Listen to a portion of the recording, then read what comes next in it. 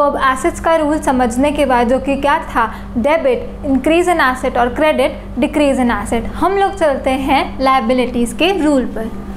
तो सेकेंड जो चीज़ हमारे पास होती है वो है लायबिलिटीज़। अब लायबिलिटीज़ में यहाँ पर मैं बात कर रही हूँ internal as well as external liabilities की। तो आपको इसी से समझ आ जाना चाहिए कि capital is included in liabilities. तो लायबिलिटीज़ और कैपिटल का जो रूल है वो क्या है, वो सेम है। Why? Because capital is an internal liability.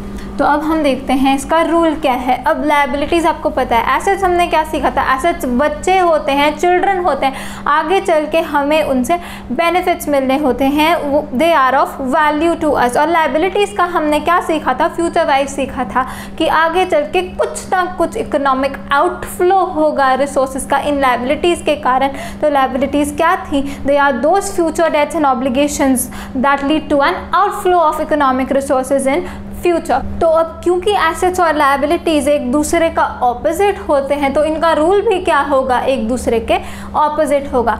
जब हमारा एसेट इंक्रीज हो रहा था, रूल क्या कह रहा था, डेबिट इंक्रीज इन एसेट। तो अब लायबिलिटी बढ़ेगी तो रूल क्या कहेगा, क्रेडिट इंक्रीज इन लायबिलिटी, क्योंकि ये दोनों क्या हैं, एक दूसरे के ऑपोजिट हैं। लायबिलिटीज़ के लिए रूल है क्रेडिट इंक्रीज इन लायबिलिटी। तो यहाँ लिख भी दूँ कि ये जो रूल है जो हम लोग फॉलो करने वाले हैं जर्नल एंट्रीज पास करने के लिए, वो है क्रेडिट इंक्रीज इन लायबिलिटी। अब वहाँ जब एसेट डिक्रीज हो रहा था, क्या कर रहे थे हम, उसको क्रेडिट कर रहे थे। तो अब लायबिलिटी डिक्रीज होगी तो उसको हम क्या करेंगे, डेबिट करेंगे। तो रूल क्या हो गया, डेबिट डिक्रीज इन लायबिलिटी।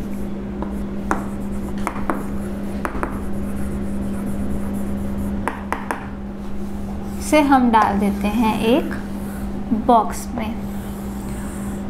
तो फिर से बहुत ही आसान रूल है लायबिलिटीज़ का। क्या रूल है, क्रेडिट इंक्रीज इन लायबिलिटी और डेबिट डिक्रीज इन लायबिलिटी।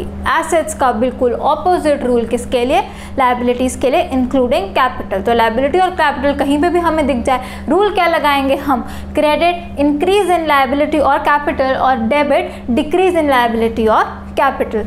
तो अब हम इसका भी एग्जाम्पल देखते हैं। तो एग्जाम्पल में है paid rupees 15,000 via cheque to the creditors.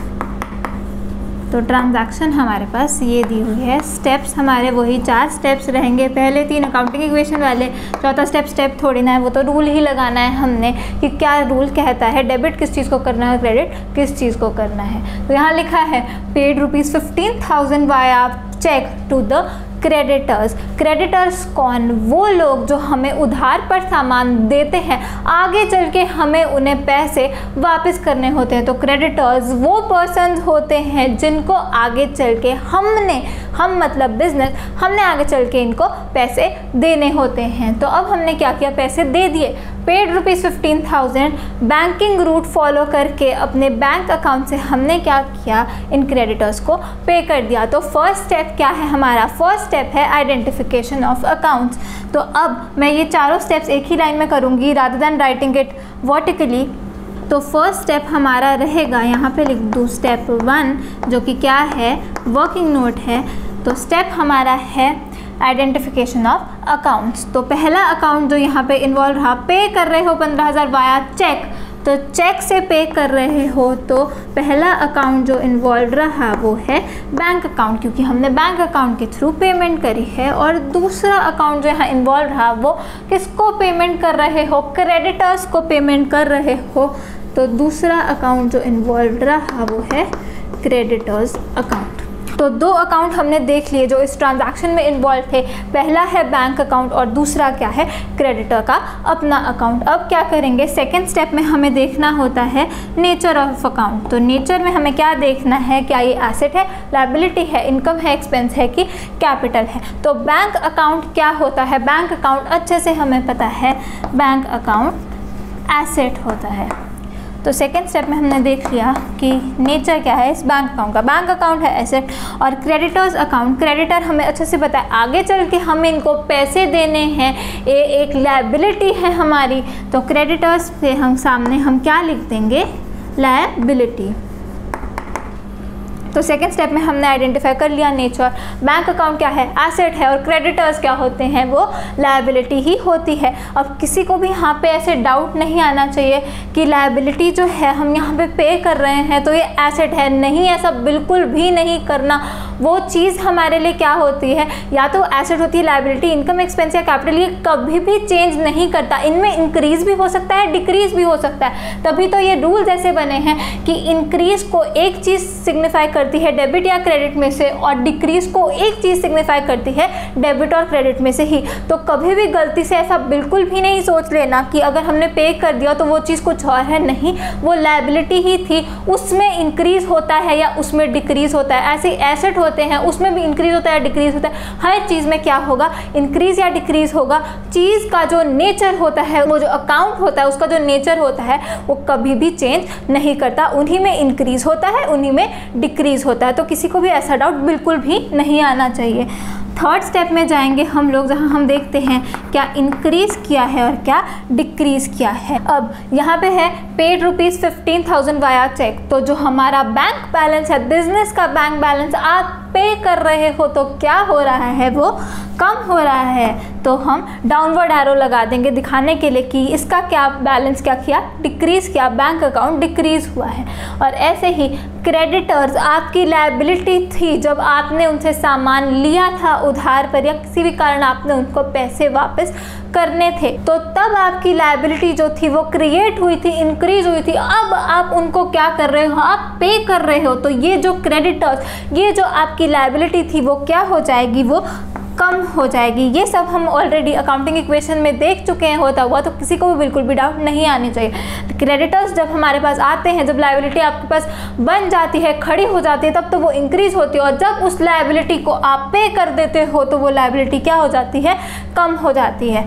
और लास्ट स्टेप में हम क्या देखेंगे, रूल लगा देंगे। तो बैंक अकाउंट क्या है, एसेट। एसेट के लिए रूल क्या था, debit increase in asset, credit decrease in asset. तो यहाँ पर बैंक अकाउंट क्या हुआ है, डिक्रीज हुआ है। तो रूल क्या लगा, credit decrease in asset, bank account हमारा क्या हो जाएगा, क्रेडिट हो जाएगा। अब क्रेडिटर्स क्या थे, लायबिलिटी थे। लायबिलिटी के लिए रूल क्या है, एसेट का ऑपोजिट। तो लायबिलिटी जो हमारी थी वो कम हो गई, तो लायबिलिटी कम हो जाए, डेबिट डिक्रीज इन लायबिलिटी। और वैसे भी हमें पता है कि डेबिट और क्रेडिट का टोटल सेम होना होता है। तो अगर एक अकाउंट क्रेडिट हो गया तो दूसरा क्या होगा, डेबिट ही होगा। पर हम कभी भी ऐसी गलती नहीं करेंगे तुक्का मारने की। हम हमेशा क्या करेंगे, दोनों अकाउंट्स पर रूल लगाया करेंगे ताकि जो हमारी हैबिट है वो सही हो जाए। क्योंकि अभी यहाँ दो अकाउंट्स दिख रहे हैं आपको, आगे चल के क्या होगा, बहुत सारे अकाउंट्स आ जाएंगे तो तब बहुत ज़्यादा प्रॉब्लम आ जाएगी। इसलिए आप लोग क्या करोगे, हमेशा आप लोग रूल लगाओगे।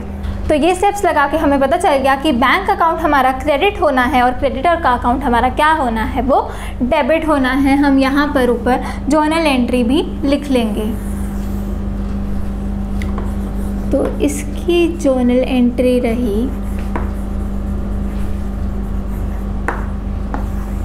सबसे पहले हम क्या करते हैं, अकाउंट टू बी डेबिटेड ही ऊपर लिखते हैं। अब गलती से भी कोई क्रेडिट वाला ऊपर नहीं लिख देगा, देखना है कौन सा अकाउंट डेबिट हो रहा है। सिर्फ जो अकाउंट्स डेबिट होते हैं वो ही हम ऊपर लिखते हैं। तो क्रेडिटर्स अकाउंट डेबिट हो रहा है तो हम लोग लिखेंगे क्रेडिटर्स अकाउंट डेबिटेड। जो क्रेडिट वाला अकाउंट होता है उसके लिए हम थोड़ी सी स्पेस छोड़ के लिखते हैं टू। कौन सा अकाउंट क्रेडिट हो रहा है, बैंक अकाउंट क्रेडिट हो रहा है, तो यहाँ हम लिखेंगे टू बैंक अकाउंट। सामने इनकी कॉरेस्पॉन्डिंग अमाउंट्स भी लिख देंगे। 15,000 हमारा बैंक से जा रहा है और 15,000 की हमारी जो लायबिलिटी थी वो कम हो रही है। तो क्रेडिटर्स हमारे कम हो रहे हैं 15,000 से, और बैंक बैलेंस भी हमारा क्या हो रहा है, कम हो रहा है 15,000 से। हमारा मतलब किसका, बिजनेस का। नरेशन लिखना नहीं भूलेंगे, being payment made to creditors, और या फिर आप लिख सकते हो being payment made to creditors via check.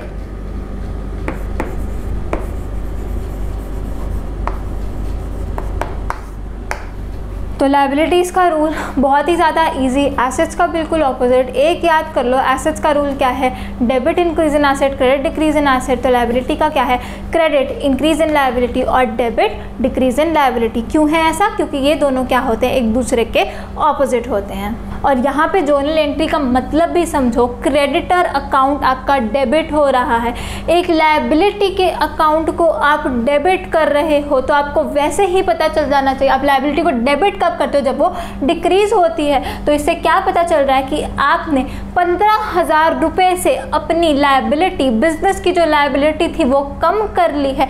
कैसे कम करी होगी, पेमेंट करके ही कम करी होगी। तो यहाँ पे बैंक या कैश अकाउंट ही आना था। ये सारी चीज़ें मैं आपको आगे चल के अच्छे से समझाऊंगी, पर अभी हम लोग सिर्फ जर्नल एंट्रीज पास करने में ही ध्यान देते हैं। तो इसकी एंट्री बनी क्रेडिटर्स अकाउंट डेबिट। क्यों डेबिट, क्योंकि डेबिट डिक्रीज इन लायबिलिटी। और टू बैंक अकाउंट, क्यों हुआ बैंक अकाउंट क्रेडिट, क्योंकि क्रेडिट डिक्रीज इन एसेट। तो सबसे पहले आप लोग इतना नोट डाउन कर लीजिए। अब इस सब्जेक्ट से किसी ने भी नहीं डरना, ना इस चैप्टर से आपने डरना है। बहुत ही इजी है सब चीज़ें, बस हमें मेथोडोलॉजी सीखनी है कि कैसे कोई भी न्यूमेरिकल क्वेश्चन को हम सॉल्व करते हैं। तरीका क्या रहता है, सोचने का जो तरीका होता है वो हमें मेन सीखना है। वो सोचने का तरीका आपको आ गया, सोच के जब हर चीज़ करोगे तो कोई भी चीज़ आपको मुश्किल बिल्कुल भी नहीं लगेगी। तो प्लीज़ पहले आप लोग इतना नोट डाउन करें।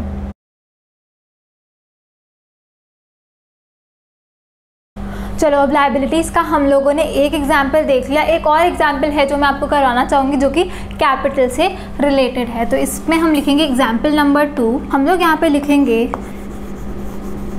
Cash withdrawn by the owner for personal use. अब इस ट्रांजैक्शन को हम लोग क्या करेंगे, मॉडर्न रूल्स फॉलो करके इसकी जर्नल एंट्री पास करेंगे। तो यहाँ पर हम लोग स्टेप 1 लगाएंगे। सबसे पहले क्या, आइडेंटिफिकेशन ऑफ अकाउंट्स इन्वॉल्व। तो cash withdrawn bye owner for personal use. Personal use देखते ही हमें क्या पता चलता है, कुछ भी वो ओनर विड्रॉ कर लेकर जाए, चाहे मनी लेकर जाए, मतलब कैश लेकर जाए, या फिर कोई और रिसोर्स, कोई भी एसेट ले जाए बिजनेस का, तो कौन सा अकाउंट इन्वॉल्व होता है, वो होता है ड्राइंग्स अकाउंट। तो पहला अकाउंट जो यहाँ पर इस ट्रांजैक्शन में इन्वॉल्व हुआ वो हो गया ड्राइंग्स अकाउंट। और इसका मतलब हमें अच्छे से पता है, ड्राइंग्स अकाउंट क्या करता है, उसकी जो कैपिटल होती है ओनर की, उसको कम कर देता है। अभी बस ये याद कर रहे हैं, अभी देखते हैं आगे कैसे होगा। तो सेकेंड अकाउंट जो यहाँ इन्वॉल्व रहा, कैश विड्रॉ करके ले गया ओनर, तो बिजनेस का कैश जो है वो कम हो गया। तो सेकेंड अकाउंट जो यहाँ इन्वॉल्व रहा वो है कैश अकाउंट। सेकेंड स्टेप पे जाएंगे हम लोग, जहाँ हम देखेंगे नेचर क्या है इन अकाउंट्स का। तो ड्राइंग्स अकाउंट क्या करता है, वो कैपिटल को कम कर देता है। तो हम सीधा इसको क्या लिखेंगे कि ये कैपिटल को क्या करेगा, रिड्यूस कर देगा। क्यों होता है ऐसा, क्योंकि कैपिटल अकाउंट क्या बैलेंस दिखाता है, वो बैलेंस दिखाता है which the business is liable to pay to the owner. क्यों पे करेगा बिजनेस ओनर को, क्योंकि उस ओनर ने बिजनेस में अपना पैसा लगाया, अपने रिसोर्सेज लगाए हैं, तो उसके लिए कॉम्पेंसेट करता है बिजनेस उसको। तो ये जो कैपिटल का बैलेंस होता है, ये वही अमाउंट सिग्निफाई कर रहा होता है जो बिजनेस ने ओनर को देनी होती है। ड्राइंग्स क्या करती हैं, वो कुछ ना कुछ ओनर बिजनेस में से विड्रॉ कर ले जाता है, चाहे कैश लेके जाए, चाहे रिसोर्सेज लेके जाए। तो उससे क्या होता है, हमारी जो कैपिटल का बैलेंस होता है वो कम हो जाता है। पहले हमें इतनी अमाउंट देनी थी ओनर को, the business was liable to pay a certain amount to the owner, but now because of the drawings क्या हो गया, ड्राइंग्स के कारण अब इतनी जो अमाउंट है वो उसको नहीं देनी, उतने से उसका कैपिटल का बैलेंस कम हो जाएगा। तो ड्राइंग्स क्या करती हैं, कैपिटल को डिक्रीज करते हैं। ऐसे ही अब कैश अकाउंट क्या है, एसेट होता है, ओनर विड्रॉ कर ले गया बिजनेस का कैश, तो बिजनेस का कैश क्या हुआ, कम हो गया। हमेशा जर्नल एंट्रीज पास करते हुए यूजिंग द मॉडर्न अप्रोच हमने क्या देखना है, ये इंक्रीज डिक्रीज किसके लिए सोच रहे हैं, हम सिर्फ बिजनेस के लिए सोच रहे हैं। ओनर के पॉइंट ऑफ व्यू से हमने बिल्कुल भी नहीं सोचना, हमने हमेशा याद रखना है we are business, we are passing every journal entry with respect to the business. तो हमने क्या बिजनेस ही मानना है अपने आप को। इंक्रीज डिक्रीज हमेशा हमेशा हमेशा जर्नल एंट्रीज पास करते समय या कोई भी हम क्वेश्चन करेंगे हमने सिर्फ बिजनेस के पॉइंट ऑफ व्यू से सोचना है, क्योंकि business and owner are distinct in the eyes of law. तो हमारे 3 स्टेप यहाँ पर खत्म हो गए। ड्राइंग्स क्या है वो कैपिटल को कम कर देती है, और कैश से क्या हमारा जो एसेट है वो कम हो जा रहा है। रूल लगाएंगे हम लोग। सबसे पहले यहाँ पे है कैपिटल कम हो गई, तो जब भी हमारी लायबिलिटी कम होती है, capital is an internal liability, तो debit decrease in liability, drawings account हमारा क्या होगा, ड्राइंग्स अकाउंट हमारा डेबिट होगा। ताकि आप लोगों को बिल्कुल भी प्रॉब्लम ना आए, मैं यहाँ पे लिख भी दूँ लायबिलिटी स्लैश कैपिटल कि ये लायबिलिटी के लिए भी लगना है और ये कैपिटल के लिए भी यही रूल लगना है। तो ड्राइंग्स अकाउंट क्या हुआ, हमारा डेबिट हो गया। क्यों डेबिट हुआ, because it leads to a decrease in liability, और डिक्रीज इन लायबिलिटी हम क्या करते हैं, उसे हम डेबिट करते हैं। तो ड्राइंग्स अकाउंट हमारा डेबिट हो रहा है। कैश अकाउंट पता ही है क्या होगा, क्रेडिट। पर हम रूल लगाएंगे एसेट के लिए rule, debit increase in asset, credit decrease in asset. तो यहाँ पर कैश हमारा बिजनेस का डिक्रीज हो गया, तो क्रेडिट डिक्रीज इन एसेट, तो यहाँ पे हमारा कैश अकाउंट क्या हो गया, क्रेडिट हो गया। तो इससे हमारी जर्नल एंट्री बिल्कुल रेडी हो जाती है, जो कि क्या है, drawings account debited to cash account. इसे हम यहाँ पर लिख भी देंगे। तो जर्नल एंट्री हमारी बन गई, ये है drawings account debit to cash account. कितनी वैल्यू, तो वैल्यू यहाँ पे मैंने लिखी ही नहीं है, तो अब लिख लेते हैं, यहाँ हम लिख देते हैं 20,000। तो 20,000 से उसकी कैपिटल जो है कम हो गई है, कैपिटल का बैलेंस जो हमें दिख रहा है वो क्या हो गया है, कम हो गया है। और ऐसे बिजनेस का कैश कितना कम हो गया है, 20,000, क्योंकि एसेट को हम कब क्रेडिट करते हैं, जब वो क्या हो जाता है, डिक्रीज हो जाता है। ऐसी लायबिलिटी को मतलब कैपिटल को हम कम डेबिट करते हैं जब वो क्या हो जाती है, डिक्रीज हो जाती है। तो अब हम लोग इसकी नरेशन भी यहाँ पर लिख देंगे। Being cash withdrawn by owner for personal use.